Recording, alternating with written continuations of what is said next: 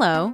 Welcome to another installment of the Central American Group's podcast, in which experts discuss topics related to doing business in Costa Rica, El Salvador, and the rest of the region. Hello. Welcome to another installation of the Central American Group's series of podcasts. We speak with experts that are both internal and external to the organization about topics that are germane with regard to doing business in Costa Rica, El Salvador, and the rest of Central America. Today, we have Vanessa Gibson with us. She is with Costa Rica's National Economic Development Promotion Agency. It's called CINDE. She is the manager of investment climate there. And I just want to welcome you, Vanessa. And if you could tell our audience a little bit about yourself and your organization, we'd appreciate that. Oh, thank you very much. And it's great to be here. Thank you for the space and the opportunity, and wishing everyone a new year. CINDE stands for the Costa Rican Investment Promotion Agency, and we've been around for over 35 years now. Basically, today we dedicate hand-to-hand with the government of Costa Rica to promote abroad Costa Rica as the right location for companies. And we've been growing the footprint of companies in Costa Rica in these years. Today we account for over 300 multinational firms in specific industries that has been building up the economic development of the country. They're mostly in the services industry, but as well in advanced manufacturing, light manufacturing, food industry, and finally a major player in the industry for us would be medical device manufacturing, which today accounts as the main product of export of Costa Rica. So in my case, I have the opportunity to work in this amazing organization, supporting companies on the investment climate, meaning understanding and projecting how Costa Rica will remain competitive as well as pertinent for the companies that has a footprint here, and also trying to foresee the future of the investment climate environment required for what we think would be new generations of foreign direct investment. Well, thanks a lot for that summary of your qualifications, your position, and your organization. I just want to say up front, congratulations. I received an article in my email a few days ago that showed that USA Today listed the top countries in the world for investment, and Costa Rica was named as being the third best place on the planet to receive investment. So I guess you're doing a good job. We are actually finding it well to continue improving the environment that Costa Rica is able to offer, because the direct impact of foreign direct investment has paid off in terms of improving the quality of life of Costa Ricans. One of the things that you mentioned is especially interesting. It's how Costa Rica has developed over the last 2 decades or so in terms of its life sciences and medical device sector. And what we want to hone in on today and focus on is the labor force in Costa Rica. Obviously, this is high value added manufacturing, and you have to have a workforce that is capable of performing the operations that this industry demands. Investors have different reasons why they choose Costa Rica to establish their operations.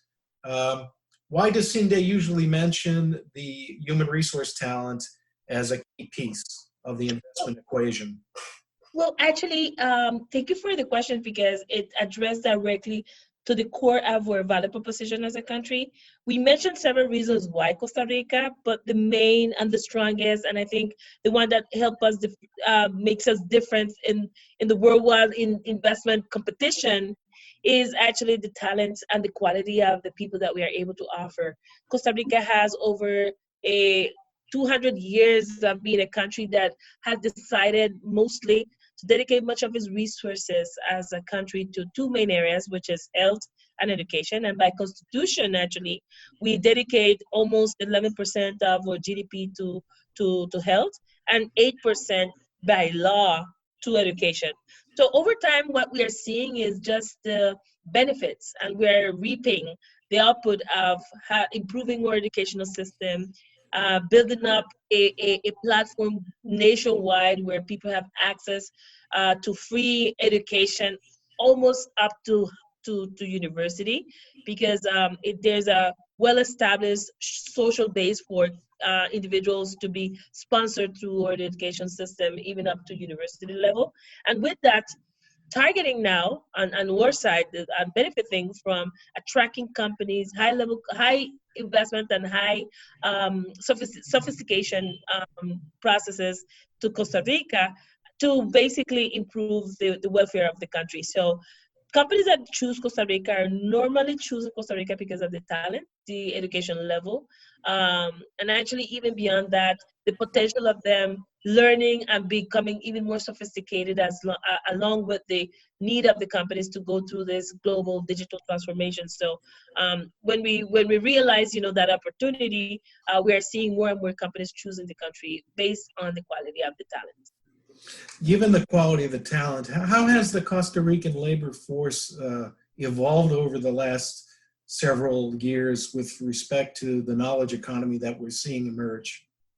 Well, I would say the significant transformation we're seeing and experiencing in the last 10 years. As you know, Costa Rica, we're in the middle of the Americas, in Central America. So, for example, there's now a well-standard knowledge and platform for individuals, even from kindergarten, to become bilingual, which is actually a very deep transformation in our educational system. We're yet to become bilingual, but there is now the platform and the foundation in our education system to basically in the next probably 2 decades to have a fully bilingual society, which will actually enhance even more our global opportunities. So I think language capabilities will be one of the first areas that we tackle. The other one is strengthening our academic base in terms of not just strengthening the existing careers and growing them, but also bringing on careers that are now more aligned to the fourth industrial revolution, and having not just local university and local academias sponsoring and working with in our educational system, but we're even doing efforts to attract strategic partners from other countries that are bringing content and expertise to train and to actually educate our population. I could name some few. We have a strong relationship with Georgia Tech, with Arizona State, with Minnesota State University, and they are also working hand to hand with our educational system, with master's programs, with specialization programs, and others. And definitely the contribution that companies themselves is doing with the specialized training they're offering, that actually improve and increase the skill set of the labor pool that we have. So it has actually become a very interesting virtuous circle opportunity for the country. I'm looking at some numbers here and they're pretty impressive. Last December, Costa Rica announced a record of 16,718 jobs that were created through the capture of foreign direct investment, which represented an accumulated 118,245 direct jobs and 58,980 indirect jobs. What do you attribute this good performance to? Well, basically the safe bet that companies are doing for the country. I mean, they to be honest, the evolution of foreign direct investment is quite slow. You attract a company, they start with very few jobs, very low end type processes, no matter what's the standard that the country offers, because they need to test the waters and prove the concept. But what we're seeing is that in an average of 2 or 3 years, companies are tripling their size in Costa Rica, betting mostly on the talent that they're finding. So this is what brings up numbers as the ones that you mentioned just a few minutes ago, and that we're seeing as an opportunity, because definitely we benefit as a society from that growth coming from the private sector, but it's also bringing more areas of opportunities in which we need to continue enhance the quality of the talent that we're finding, and bringing even more sophistication to our training and education system. One of the other things that's pretty interesting in terms of the statistics that you forwarded to me is the fact that out of the jobs in the Costa Rican labor force that have been created by FDI in 2019, 50% of these jobs were created by women-owned company, and that compared to the country's average of 39. What do you attribute the attraction of women-owned companies to Costa Rica to? Well, actually, with the growth of industries like medical device, this is significant. What we have seen is that these companies seeking certain physical, the traceability that they want for the production of, those very delicate devices that we, use in healthcare. Women has those capabilities, and I would say in 100% of the medical device industry, over 60% of the operation is actually hiring women. So this is a huge impact and a huge benefit that the country is really taking advantage of. There's so many women that is, leading their households that need the job to take care of their families and so on. And the medical device industry has definitely played a key role for generating quality and well-paid jobs for them. Another thing that's impressive is that over the last 20 years, employment has grown in the life sciences and medical device sector 62 times in terms of the way that it's been able to multiply itself. What has promoted this growth in this particular industry? So in the services, because it's a knowledge intensive industry. It's the industry that we've seen grown faster, not just in the number of companies, but as you see, 62 times in terms of the recruiting and capacity they have to allocate more jobs in Costa Rica will be services. And again, they're taking advantage of the quality of the labor, and even without any case of us being able to predict, they're finding a multilingual talent pool in the country. In the services case, for example, just to give you a sense, 15 years ago, we were mostly struggling to attract investment in this industry where there are very few companies generating less than 1,000 jobs. And the major challenge that we had is that all companies that arrive are expecting bilingual, English and Spanish. Today, we have over 180 companies, and they are providing in more than 5 different languages services for Costa Rica, where obviously English would be the primary language, and then Portuguese and French and even German are the languages that they are serving from here. And then in the case of the medical device, as we mentioned earlier, it's a thriving industry for us. It's growing, at a very fast pace. It's more capital intensive, but it definitely, with the expansion of these operations that we have so far, they have impacted positively the growth of talents, of jobs for Costa Ricans. You mentioned an emphasis on the learning of English as a second language in Costa Rica. And from what I understand, the project has the acronym ABI. Can you tell us a little bit more about that? Certainly. I think ABI actually stands for the Bilingual Alliance that the current government put in place in their first year of administration. Was a very strategic and a very vision-wise type decision of building an alliance among private and public sector that would be aiming under the same goal. How can we have Costa Rica become bilingual? So there's a number of efforts done by companies, by academia, by the government themselves that is sponsoring across country programs in which people are learning English for free. So, and in the case of CINDE, we're one of the first partners of IABI, and we're running right now a program with over 2,500 individuals across country, which are being trained for a year by native-speaking professors that we're bringing from the U.S., Canada, and even from Australia.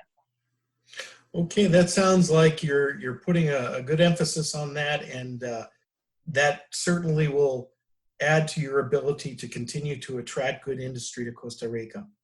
Definitely. We understand that, the global knowledge economy is actually one that will have no frontiers. So, or people will need to communicate, not just here locally with their companies, but maybe have the opportunity to work from Costa Rica in the worldwide market. Where does the organization CINDE, your organization, see Costa Rica in the next 5 years in terms of its ability to attract foreign direct investment and the characteristics of the Costa Rican labor force?